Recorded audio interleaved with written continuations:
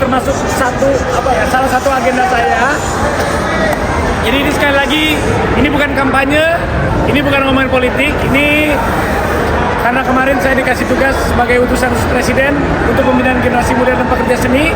Jadi kita bikin acara di sini dan kebetulan Pak Ridwan Kamil ini menjadi bintang tamu narasumber saya. Dan juga alhamdulillah karena kemarin saya buka di Instagram undangan terbuka. Karena kemarin kan sempat makan sama Pak Emil.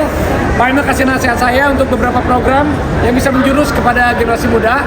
Nah, Pak Emil bilang akhirnya ya udah kita sosialisasikan saja program-program yang bagus untuk generasi muda. Jadi ini sebenarnya acara After Office ini acara saya yang mengundang Pak Emil dan mengundang secara terbuka teman-teman generasi muda, dan alhamdulillah datang, teman-teman wartawan juga alhamdulillah datang, dan juga saya juga senang banget ada Tara, ada Selin, ada Dinara, ada Paula, ada Lesti, ada Dilan, ada Aurel, ada Atta, ada Banggas, ada Lutfi, ada Ibu Rani, ada istri tercinta. Nah, jadi di sini sekali lagi ini bukan kampanye, jadi memang untuk generasi muda. Silakan Pak Emil, nanti teman-teman juga boleh silakan. Ya, intinya begini, Kang Raffi ini dapat tugas sebagai utusan khusus Presiden di bidang generasi muda dan pekerja seni. Minta pendapat ke saya, kira-kira gagasan-gagasan apa untuk anak muda dan gagasan-gagasan apa untuk pekerja seni dan ekonomi kreatif. Itu dasarnya ya. Sehingga di sini saya ngasih gagasan yang relevan dan yang saya pahami dari pengalaman maupun ide-ide. Jadi siapapun nanti yang mempraktekkan, yang mendapatkan kebaikan adalah anak-anak muda Indonesia. Kang Raffi ini adik asuh saya. Waktu menikah dengan Mbak Gigi, saya saksi nikahnya, ya.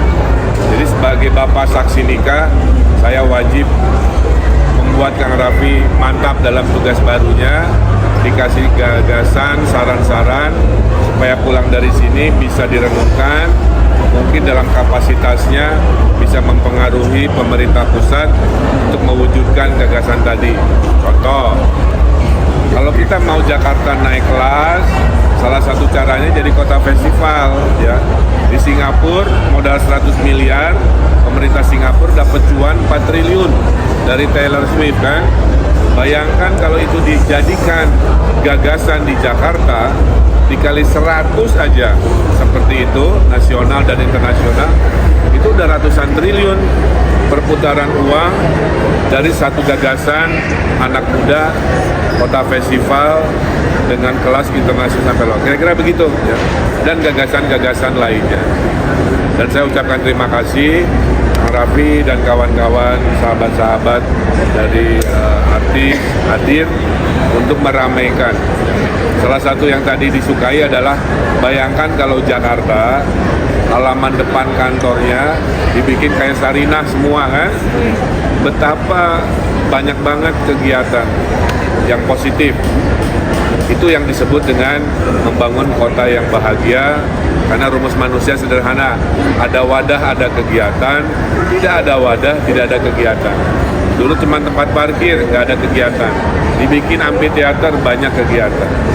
Nah, jadi kira-kira itu ya apa yang saya sampaikan terhadap acara hari ini. Terima kasih.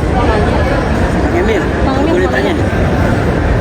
Nanti kampanye Akbar mau ngajak para artis ini untuk memeriahkan apa gitu?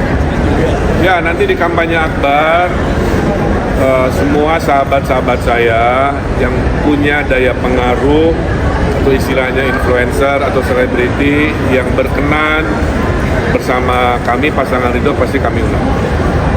Lagi? Saya Agus dari Pos Berita Kota. Kebetulan saya wartawan di Balai Kecamatan DKI dan DPRD.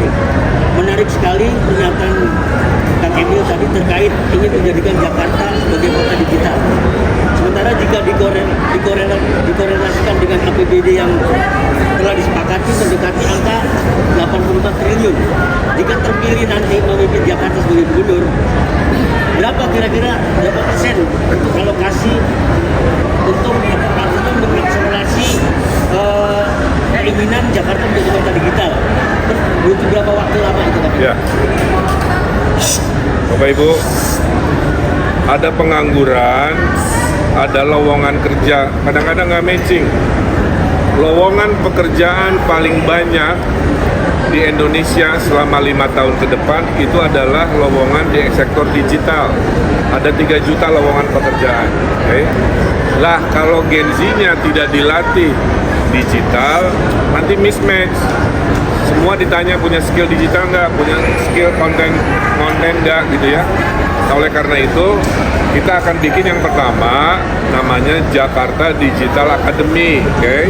100.000 anak Gen Z Jakarta dilatih mau sektor apa aja untuk melek digital. Itu yang dimaksud. Berapa biayanya? Sebanyak yang kita butuhkan. Jadi nggak bisa spesifik, Pak.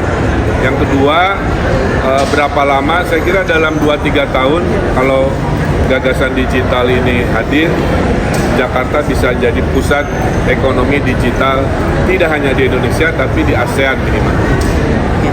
Ya? Bang Emil, sorry, tadi bicara dalam singkat akan ada usaha yang konsepnya beberapa panggung-panggung di depan perkantoran. Bagaimana dengan maaf kalau saya sebut Starlink-nya gitu, kata yang Starlink ini yang harus dibudayakan juga agar masyarakat juga tidak membeli di mall atau mengamalkan konsepnya. Saya kira kan kita ekonomi Pancasila ya. Dari kelas Starling sampai kelas kafe, semua harus maju. Yang kecil dibesarkan, yang besar diluaskan, kan itu prinsipnya. Jadi kalau ada event-event outdoor, kan kita mau bikin pasar malam, Mas. Kita mau bikin car free night di 44 kecamatan. Nanti kalau haus-haus dan pengen duduk manis minuman datang, ya pasti Starling bisnisnya akan banyak berkembang. Ini cara kita membawa UMKM biar lebih banyak. Oke? Oke, makasih semuanya.